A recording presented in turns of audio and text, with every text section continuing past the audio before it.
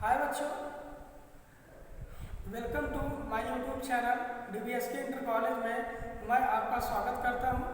तो आज मैं जो है कक्षा 11 के बच्चों के लिए सजीव जगत की विविधता का पार्ट 3 वीडियो लेकर आया हूं। ठीक है बच्चों, तो आपको यहाँ पे जो है इसके बारे में हमें बिल्कुल जो है अच्छे से पढ़ना है कि हमें किस तरीके से और कैसे हमें जो है किस तरीके से पढ़ना है। तो बच्चों यहाँ पर हम आपको जैव विविधता के बारे में बता रहे थे कि ये जैव विविधता होती क्या चीज़ है, कहाँ यूज की जाती है, मतलब किस तरीके से इसमें प्राणी रहते हैं और किस जैसे हमें इसमें वर्ग की क्रमबद्धता पढ़ना है कि किस तरीके से एक प्राणी को या सभी प्राणी को हमें कैसे करके यहाँ रखना है, किस तरीके से किस कुल में रखना है, किस स्पीशीज जाति में रखना है, किस वंश में रखना है। तो सभी के बारे में डिटेल जानकारी आपको सेकेंड वीडियो में कुछ जानकारी दी गई थी और कुछ जानकारी इसमें दी जाएगी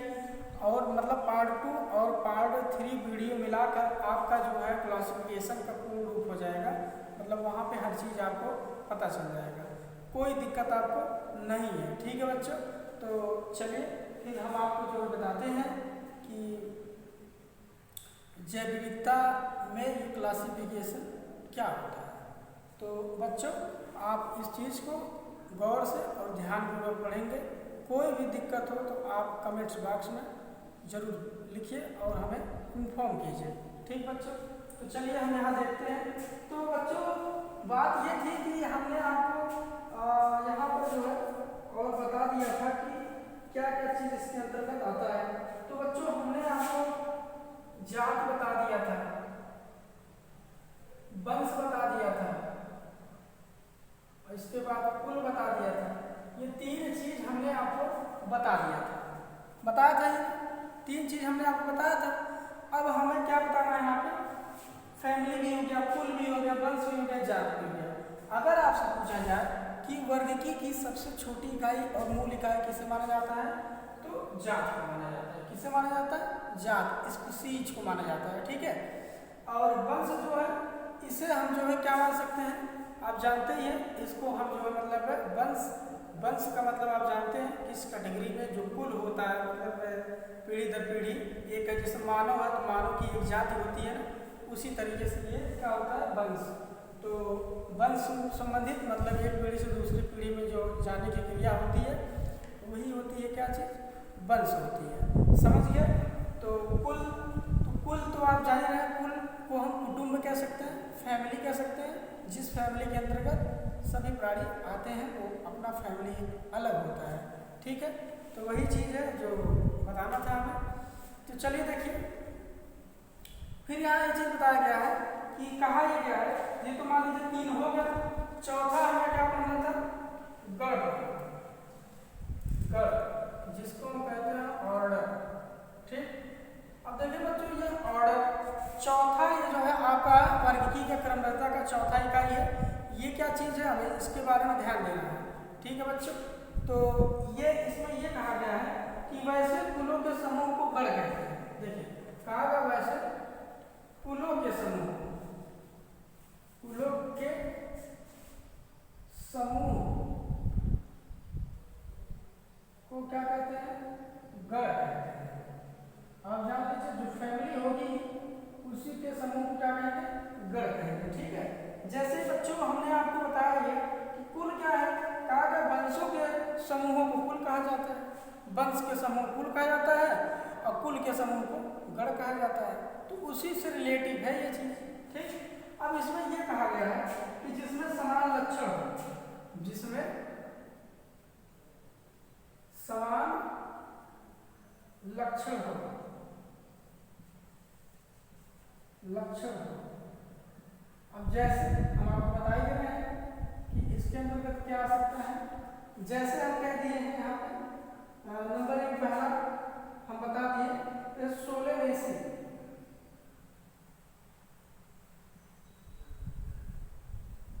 सोलेनेसी, और हम कह सकते हैं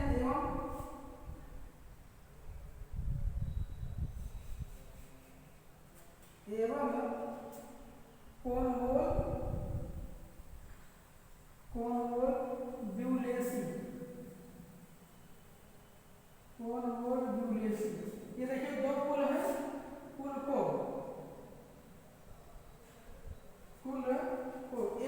गढ़, एक ही गढ़ पॉलीसोनियल्स में रखा गया है। एक ही गढ़ पॉलीसोनियल्स में रखा गया है।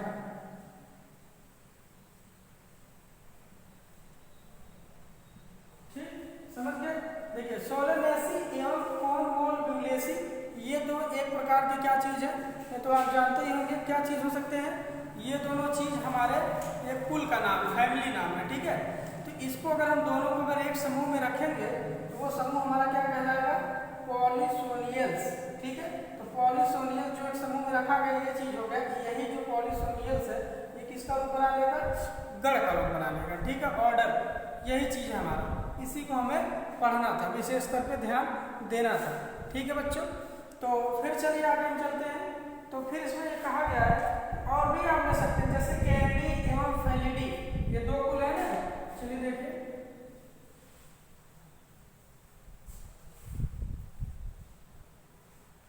कौन कौन से हमारे कुल है, ध्यान देना है। पहला वाला देखिए, इसमें एक तो हमने बता दिया, दूसरा क्या चीज है इसमें, वही कहा गया कैनिडी, कैनिडी एक कुल ये है और दूसरा कुल है फेलिडी, फेलिडी। ठीक, हाँ ये दो कुल है। इस कुलों को कहाँ रखा गया है? कुलों को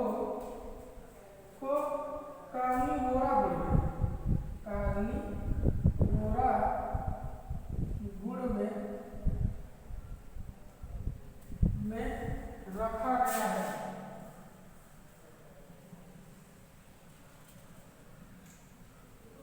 ये देखिए क्या कहा गया है, कैनिडी एवं फेलिडी कुलों को किसमें रखा गया है? कार्निवोरा। किसमें रखा गया है?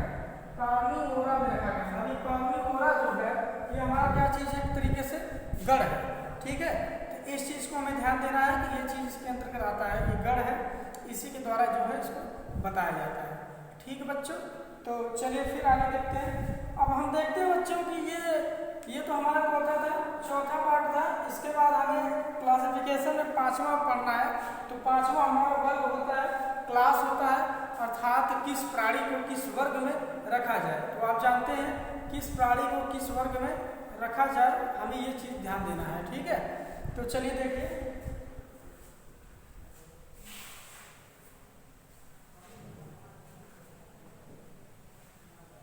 तो देखिए यहाँ पर दिया गया है हमारा वर्ग, जिसको हम इंग्लिश में बोलते हैं क्लास। ठीक, अब देखिए बच्चों वर्ग जो होता है ये वर्ग किसके अंतर्गत आता है हमें ये देखना है। तो वर्ग जो होता है बताया, वैसे भाई वही चीज बताया। देखिए क्रम से आप चले आइए। अगर आपसे कोई पूछ ले, सबसे पहले आपको समझना क्या है? जाति समझनी है। ठीक है, जाति सबसे छोटी इकाई है।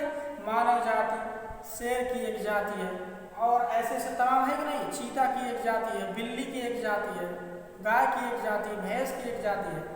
तो अगर आपसे कहा जाए कि जात किसे कहते हैं, तो आप सीधा सीधा लक्षण आप बता ही सकते हैं कि जात किसे कहेंगे, कि जो जात मतलब अलग अलग अपना एक रूप बनाते हैं।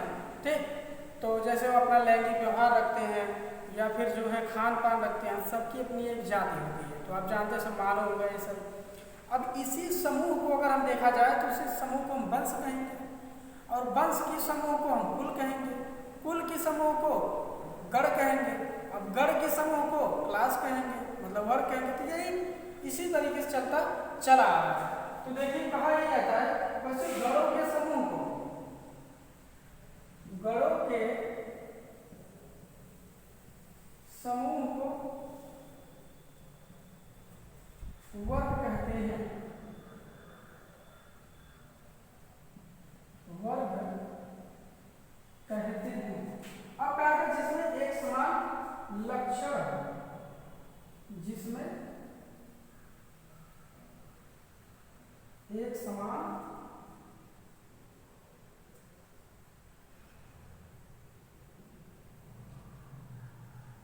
लक्षण हो, ठीक, एक समान लक्षण हो, यह वर्गीकरण का गण से उच्च पद है। तो आप जानते ही हैं, मतलब आप जितने नीचे आएंगे उतने उच्च पद होता चला जाएगा। गण से ही उच्च है, क्लास, क्लास से उच्च होगा फाइलम मतलब संघ। तो इस तरीके से ही पीढ़ी दर पीढ़ी, इस मतलब क्लासिफिकेशन में इसका नियमा होता है, मतलब एक नियमावली इसी तरीके से चलती रहती है, ठीक।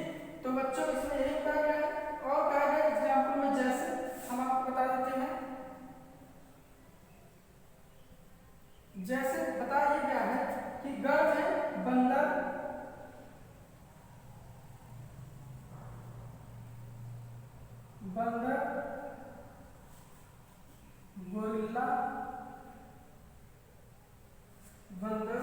गोरिल्ला, गिब्बन आते हैं। देखो बच्चों, गण में देखो बताया गण जो होता है किसका समूह होता है, ये आप जानते ही होंगे, कुल का समूह होता है। कुल से गण बना, गण से वर्ग बना है, ठीक है। तो गण में बंदर कौन आता, बंदर आता है, गोरिल्ला आता है, गिब्बन। ये देखिए बंदरों की अपनी अलग अलग जाति होती है, ठीक है। तो इसी जाति से जो है, अब ये देखो बंदर, गोरिल्ला और गिब्बन, जब ये तीनों लोग समूह बनाएंगे एक तरीके से, तो यही चीज हमारा क्या हो जाएगा। इसको अगर पूछा इसको किस समूह में रखा जाए तो वही बताना है। अब किसमें रखा जाएगा हमें ये देखना है कि ये हमारा कौन सा है, जानवरों के समूह में है, जिसे हम कह सकते हैं, जिसे मैमलिया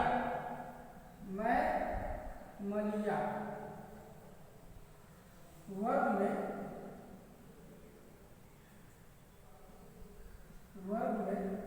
रखा गया है, ठीक बच्चों। यही चीज देखिए, जिसे मैमलिया वर्ग में रखा गया। आप देख लीजिए, ये चीज आप समझी गए होंगे। तो हमारा क्या क्या चीज है, बंदर, गोरिल्ला, गिब्बन, तीनों की प्रजातियां अलग अलग हैं। तीनों को अगर एक समूह में रखेंगे तो उसे जो है मैमलिया वर्ग में कह सकते हैं, ठीक है। और हमें देखना है दूसरा देखना है नंबर लेकर के, कुत्ता हो गया, शेर, बिल्ली, गाय, भैंस। कुत्ता, शेर, बिल्ली, कुत्ता, बिल्ली, गाय, भैंस,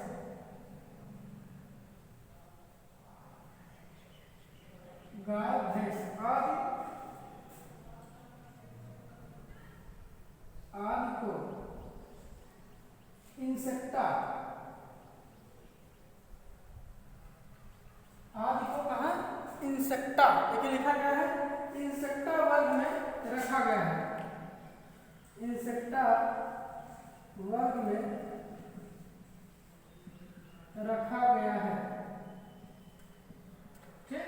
अब देखिए इसका ये मैमलिया वर्ग है और इसका कौन सा है, इंसेक्टा वर्ग है। पूछा जाएगा कि कुत्ता का मतलब वर्ग क्या है, तो आप इंसेक्टा बताएंगे, बिल्ली का इंसेक्टा, मानव का इंसेक्टा। तो सबका जो वर्ग बनेगा वो क्या होगा, इंसेक्टा ही माना जाएगा, ठीक है ना। तो ये चीज है।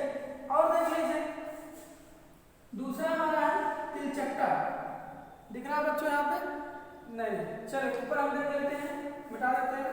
तो दूसरा पार्ट हम वर्ग का देखते हैं कि इसको किस वर्ग में रखा गया है।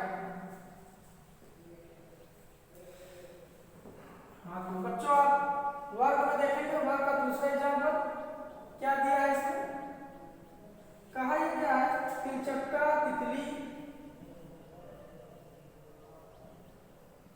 तिलचट्टा, तितली, और हम ले सकते हैं मक्खी,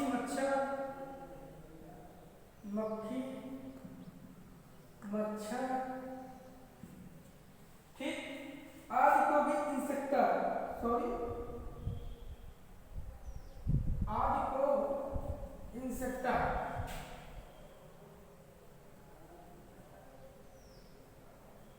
वर्ग में रखा गया है। बच्चों यहाँ इंसेक्टा है वर्ग में, तिलचट्टा, तितली, मक्खी, मच्छर को इंसेक्टा वर्ग में रखा गया। बच्चों हाँ एक चीज आप ध्यान देंगे, थोड़ी सी मिस्टेक हो गई है। बात यह था कि जो हमने पहला एग्जाम्पल बताया था, कुत्ता, बिल्ली,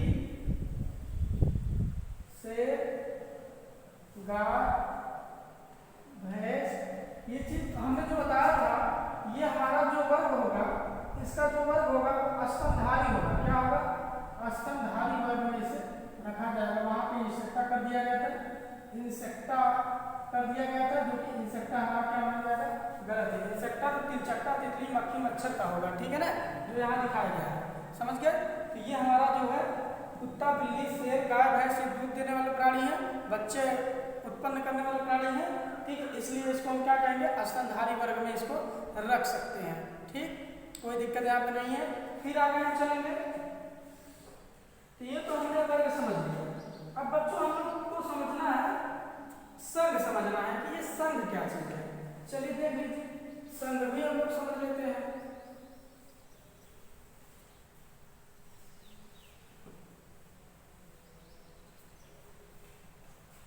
चलो बच्चों देखो, ये संघ क्या चीज है ये हमें देखना है। तो देखो बच्चों, संघ में कहा गया है, संघ जिसको इंग्लिश वर्ड में लिख सकते हैं फाइलम, ठीक, ये चीज छठा पार्ट हमारा है फाइलम। तो फाइलम में यही कहा गया है, देख लीजिए, समान लक्षण रखने वाले वर्गों के समूह को संघ कहते हैं।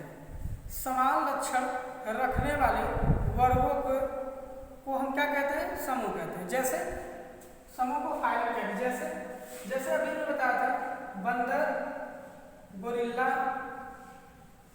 गिब्बन, ये देखो बच्चों तीनों एक समूह के हैं। अब तीनों एक समूह में रखा जाएंगे, जिसका वर्ग का नाम होगा मैमलिया। अब इस मैमलिया को हम क्या कह सकते हैं, मतलब इसी के समूह को, अब ये मैमलिया हो गया, इसका और भी कोई समूह हो तो उस दोनों को मिलाकर हम लोग क्या कहेंगे, संघ कहते हैं, ठीक है। अभी हम आपको बताते हैं कि क्या चीज है, कैसे ये होता है। तो यही कहा जाता है कि समान लक्षण रखने वाले वर्गों के समूह को समान लक्षण रखने वाले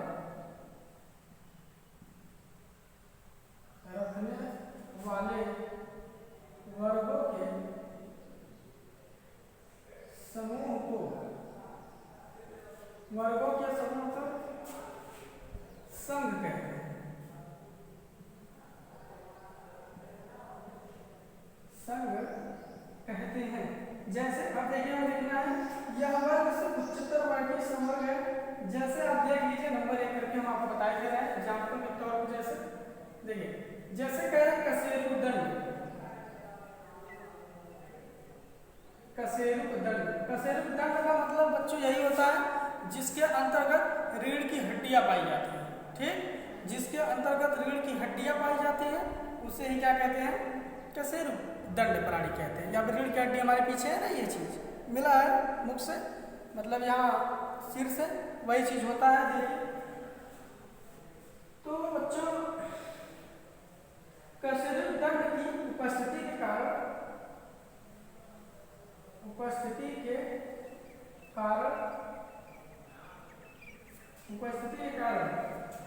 सरीसृप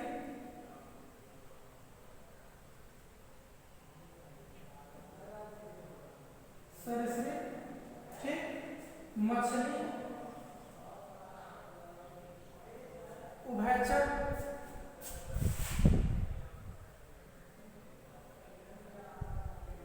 हो गया, और हम कह सकते हैं उभयचर पक्षी एवं स्तनधारी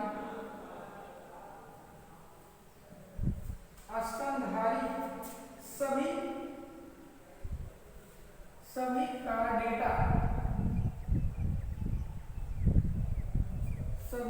का डेटा या पृष्ठवंशी संघ में आते हैं।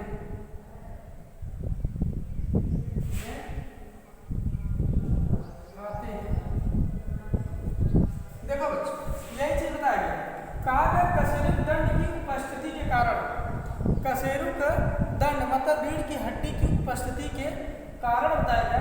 सरीसृप का मतलब जिसके पास पूंछ होती है, छिपकली, मगरमच्छ, ये सब चीज, सांप, मछली तो आप जानते ही हैं, और उभयचर पक्षी मतलब जो उभयचर मतलब क्या होते हैं, जो मतलब दोनों अवस्थाओं में रहते हैं, जल और थल दोनों अवस्था में रहते हैं।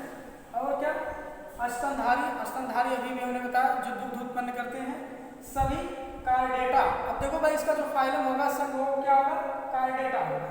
ठीक, मतलब हमारे जिसके अंदर रीढ़ की हड्डियां होती हैं वो सब कार्डेटा के अंदर आते हैं। ठीक है, बिल्ली हुआ, शेर हुआ, कुत्ता, मानव, कोई भी कार्डेटा भी कह सकते हैं, या पृष्ठवंशी, मतलब हमारे पीछे जो पृष्ठ है ये चीज क्या होता है, पृष्ठवंशी। संघ, ये सब किसमें आते हैं, संघ में आएंगे। समझ गए, तो यही चीज हमारा संघ कहलाता है। अब देख लीजिए, जैसे हमें और क्या ध्यान देना है, और हमें देखना है कि संधियुक्त उपांगों को प्रस्तुतीकरण। देखिए अगला चीज दूसरा था, पहला था दूसरा देखना है, क्या देखना है, संधियुक्त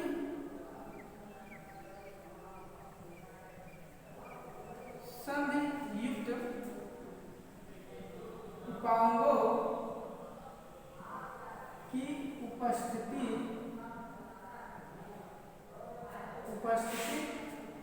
के कारण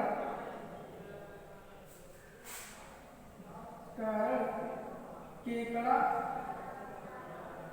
आप जानते हैं, बिच्छू, केकड़ा, बिच्छू, कनखजूरा,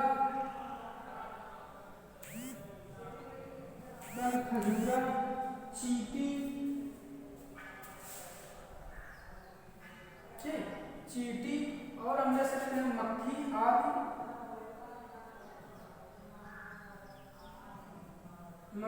आदि, सब किसमें आएंगे भाई, आर्थ्रोपोडा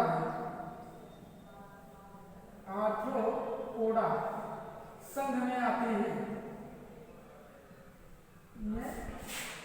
हैं, और यही संघ की सबसे बड़ी संघ यही है जिसको हम क्या कहते हैं, आर्थ्रोपोडा के नाम से जानते हैं। सबसे बड़ा संघ है जिसमें काकरोच, बिच्छू, मकड़ी, मतलब कीट पतंग जितने भी होते हैं सब इसके अंतर्गत आते हैं। समझ गए बच्चों, तो ये चीज़ है जो आपको देखना था। अगर आपको कोई भी प्रॉब्लम हो तो आप हमें ज़रूर बताएं कमेंट बॉक्स में। ठीक, तो चलो बच्चों फिर आगे हम चलते हैं। अब देखना है तीसरा पौधे के बारे में कुछ जानकारी ले लेनी है। इसमें पहला एग्जाम्पल, दूसरा एग्जाम्पल, अब हमें पौधे का एग्जाम्पल ले लेना है। जैसे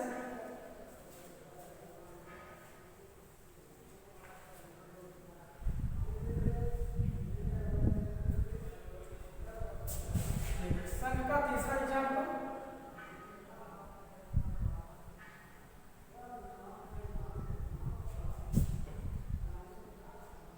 तीसरा एग्जाम्पल हमारा क्या है, देख लेना, पौधे के बारे में देख लेना। देखो बच्चों, कहा यह गया कि पौधों के वैसे वर्गों में,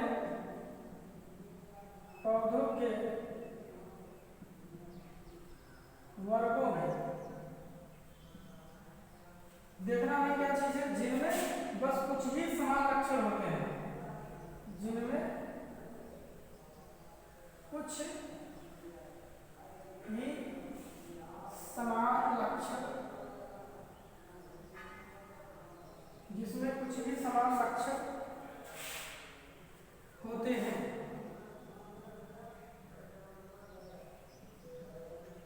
समान लक्षण होते हैं, उनको उच्चतर संवर्ग में रखा गया है। उनको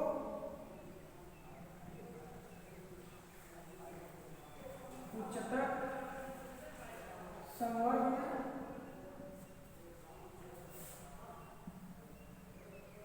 में रखा गया है। ठीक बच्चों, देखो वही कहा गया है कि पौधों के वर्गों में जिनमें कुछ ही समान लक्षण होते हैं उनको उच्चतर संवर्ग में रखा गया है। कुछ भी लक्षण का पौधे में थोड़ा बड़ा लक्षण मिल रहे हैं तो उनको एक ही वर्ग में रखा जाता है और वो उच्चतर संवर्ग में रहते हैं। समझ गए, तो यही चीज था। चलिए अब इसके बाद हम लोग लास्ट वर्गीकी का लास्ट पढ़ेंगे। ये क्या चीज है आगे बढ़ के,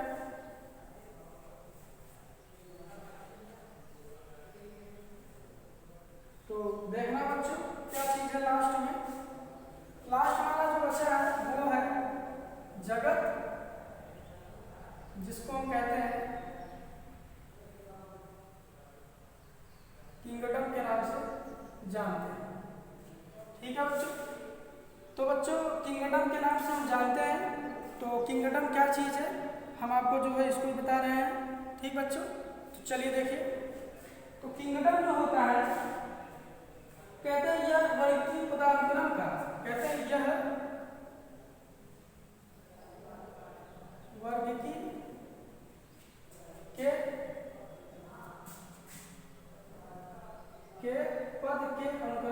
के पद के अनुक्रम का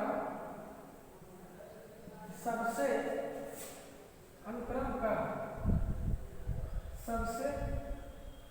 उच्चतर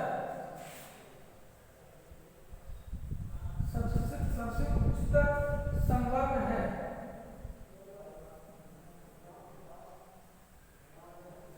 जैसे हमें देखना है इसके अंतर्गत, जैसे आपको हम नंबर 1 बता रहे हैं, कहते हैं कि सभी प्रोकैरियोटिक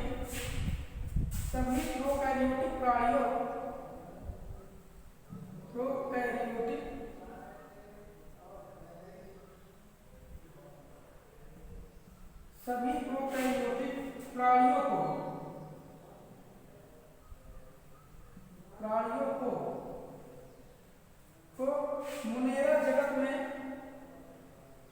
मुनेरा जगत में रखा गया है। अब देख लीजिए, अब यही जो मुनेरा हमारा दिख रहा है, यही जगत हमारे कितने होते हैं? 5 होते हैं। प्रोटिस्टा, मुनेरा, ठीक है, इस तरीके से करके मैमलिया, ऐसे करके जो जात हमारे होते हैं टोटल वो कितने होते हैं? 5 होते हैं। ठीक है, तो 5 में देखिए बताया कि प्रोकैरियोटिक मतलब जो एक कोष की जीव हो। ठीक है, कुछ ऐसे जीव होते हैं जिनको मुनेरा में रखा जाता है, मुनेरा जगत के अंतर्गत रखा जाता है। ठीक है, और दूसरी चीज एग्जाम्पल इसका दूसरा है जो हमें देखना है, दूसरा एग्जाम्पल देखना है कि सभी जंतुओं को जंतु जगत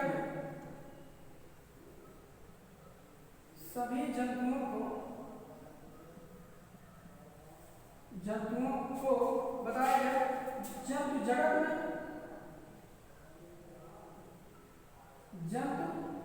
में अब सभी जंतु कहाँ रखेंगे? सभी जंतु कहाँ रखेंगे? जंतु जगत में रखेंगे। अब वही देखिए है, जंतु भी एक प्रकार का किंगडम है, जगत ही है। ठीक है ना, कहते हैं कि सभी जंतुओं को जंतु जगत में, और इसके बाद तथा सभी पादपों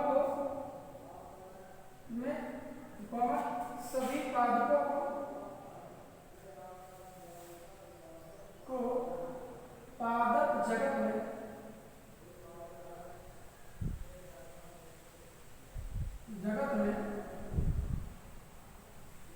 रखा गया है। ठीक है, ये चीज कहा यही गया कि सभी प्रोकैरियोटिक प्राणियों को मुनेरा जगत में रखा गया है, और दूसरा सभी जंतुओं को जंतु जगत में, और सभी पौधों को पादप जगत में रखा गया है। समझ गया ना? जगत का मतलब जिसका एक ही श्रेणी हो। ठीक, सभी जंतु जितने हैं उनको जंतु जगत, सभी पौधे जो हैं उसको पादप जगत में रखा गया है। ठीक, यही चीज है जो हमें देखना था। चलिए बच्चों, ये तो चीज हो गया आपका खत्म। चलिए बच्चों, हम कुछ चीज जो है इसके क्लासिफिकेशन देख लेते हैं कि मानव का क्लासिफिकेशन क्या है, घरेलू मक्खी का क्या है, आम का क्या है। ठीक, तो सबका क्लासिफिकेशन हम लोग पढ़ लेते हैं क्योंकि बहुत इंपॉर्टेंट है। इसके बाद हम आपको द्विनाम पद्धति बताएंगे। ठीक है, तो चलिए,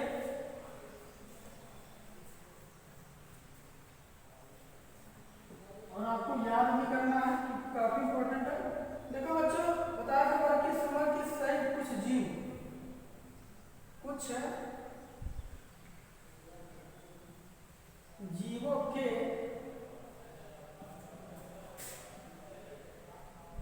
वर्ग की क्रमबद्धता। ठीक, हम ये देखिए,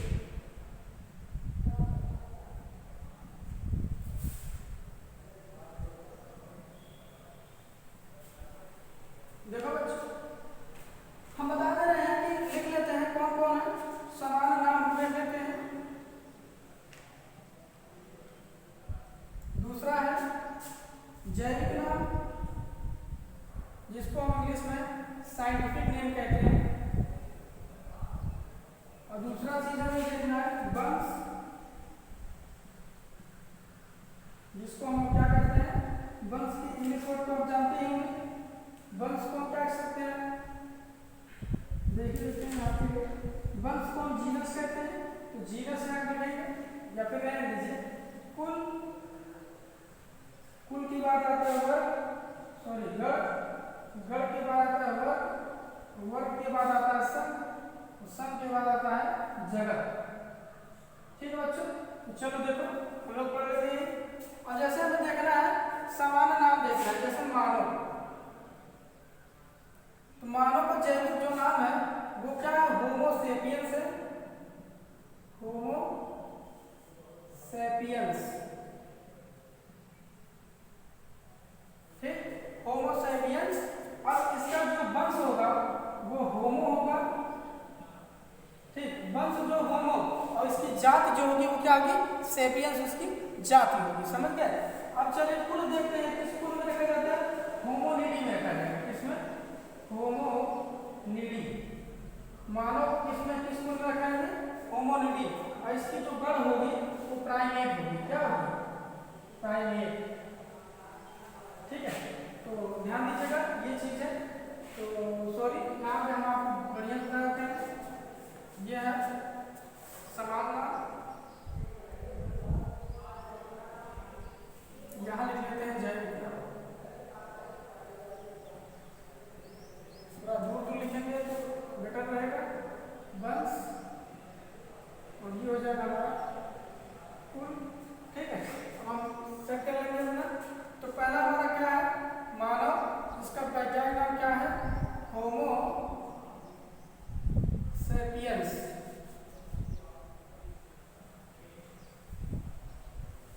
ठीक, अब इसका जो वंश होगा, ये वंश है ये जात, तो वंश क्या होगा इसका, होमो। और इसकी जो कुल होगी वो होमोनिडी, होमोनिडी। अब इसके बाद जो इसका गण होगा वो होगा प्राइमेट, और जो इसका वर्ग होगा वो होगा मैमेलिया, जो भी हमने आपको बताया। और जो इसका संघ होगा वो होगा कार्डेटा। भाई आप जानते हैं जगत, तो इसका क्या होगा भाई, जंतु ही होगा, जो आप जानते हैं, कोई दिक्कत तो है नहीं इसमें। तो यही चीज है। अब हमें देखना है घरेलू मक्खी।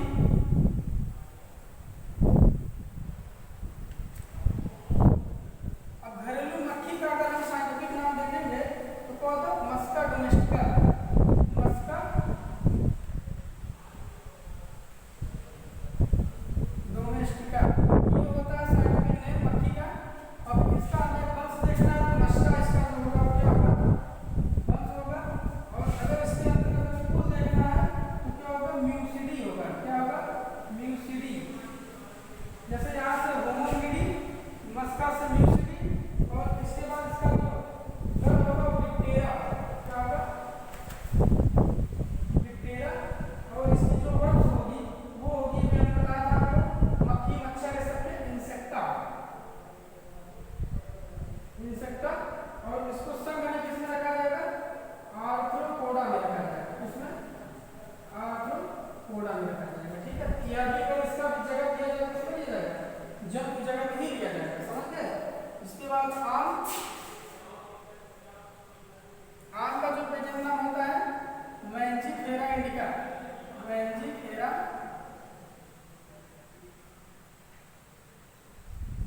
इंडिका, ये चीज। ठीक है, तो मैंजीफेरा इंडिका ये होता है हमारा। अब इसका जो वंश होगा मैंजीफेरा होगा,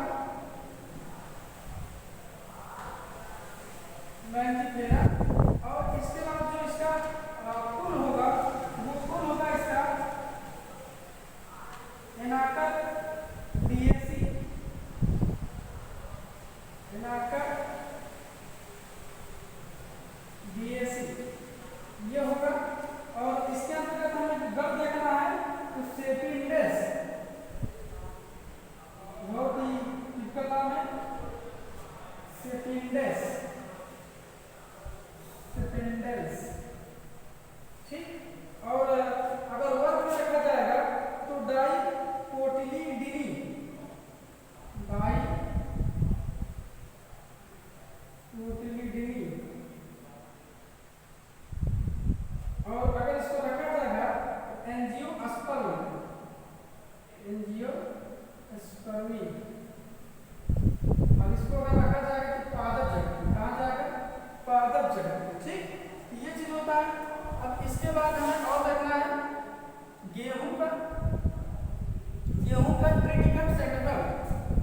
एस्टिमम है, क्रिटिकल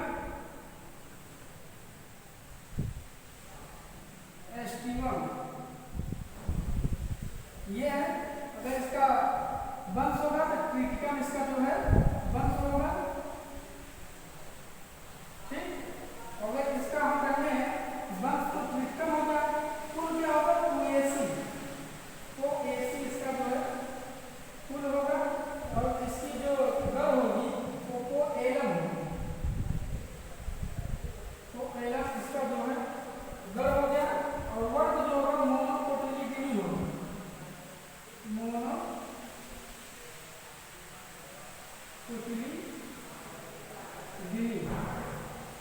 और इसका जो वो भी होगा वही एंजियोस्पर्म, क्योंकि भी पादप जगत का कार्य है एंजियोस्पर्म, ठीक है ये चीज। तो बच्चों आपको यही देखना था, सामान्य नाम ये है, जैविक नाम साइंटिफिक नाम ये है, ये इसकी वंश है, ये इसकी कुल है, ये इसका गण है, और ये इसका इधर जो क्या है वर्ग है, और ये इसका इधर दे रहा है चीज क्या है वंश है, उधर सॉरी संघ है, उधर उसका जगत है। तो यही बच्चों था जो हमें आपको बताना था, ठीक है। तो इस चीज को आप गौर से ध्यान देकर और पढ़ेंगे, ठीक है।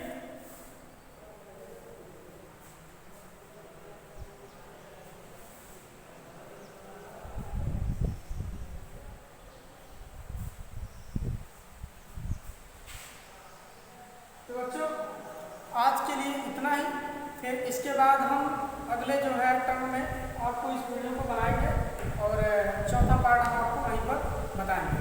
ओके बच्चों, आज के लिए धन्यवाद। ओके बाय बच्चों।